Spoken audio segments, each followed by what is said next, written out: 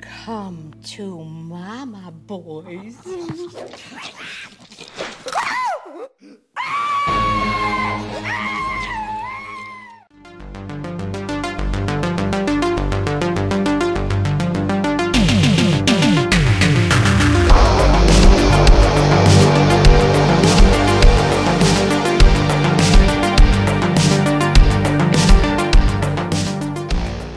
Just when you thought it was safe to go back in the supermarket, we are talking about Attack of the Killer Donuts.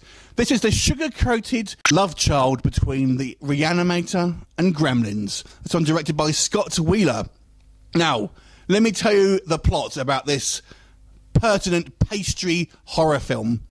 Now, you have this young guy, basically, who's rather downtrodden. He's got a crappy job working in this donut shop. His girlfriend is simply using him for money, and he's got this crazy uncle that is doing strange experiments in the basement. And these experiments cause donuts to come to life in this shop and attack any human that happens to be in the vicinity.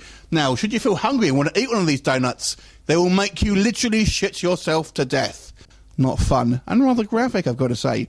So let's talk about this film. If you are a fan of slow burn psychological horror films like The Witch, you ain't going to like this film, let me tell you. But if you like kind of gross out humour, pop culture references, and lots of kind of fun, then you may want to check it out. Yes, let's get it out of the way. It's on the cheaper side. The effects here, not great, but they're not really ever going to be, are they? Let's be honest. We'll talk about the effects in just a minute.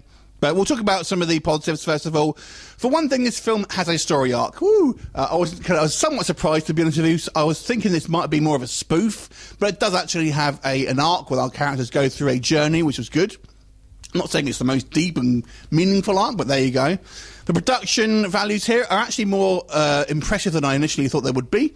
The camera work, the lighting, the set design, everything here I thought was actually to a pretty good standard, so that was all nice. And the characters, although there are rather stock characters, they're kind of fun.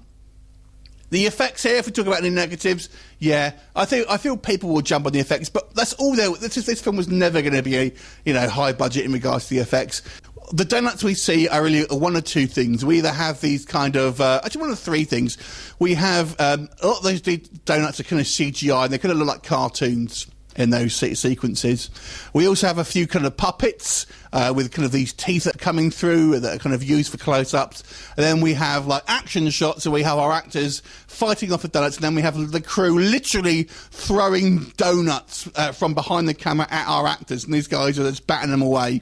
Things like that. So that literally happens. There's some guerrilla filmmaking for you right there. So yeah, it's kind of on the cheap side. There's actually a couple of sequences as well I noticed where people are kind of swinging a bat and there's nothing there, so they've clearly forgot to animate certain sequences as well. There you go. We've got C. Thomas Howell here, who plays a cop. Obviously, you film about donuts, you've got to have some police in it, haven't you, really?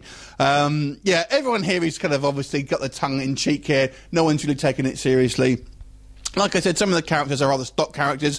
There seems to be a couple of peripheral characters here that I feel, why are they there? The kind of the best friend seems to have no real place in the film, and you can kind of take him out and the plot is completely unaffected, to be honest with you. And it just kind of takes up a bit of screen time, and therefore it does lag in the little areas. The pace is generally pretty good.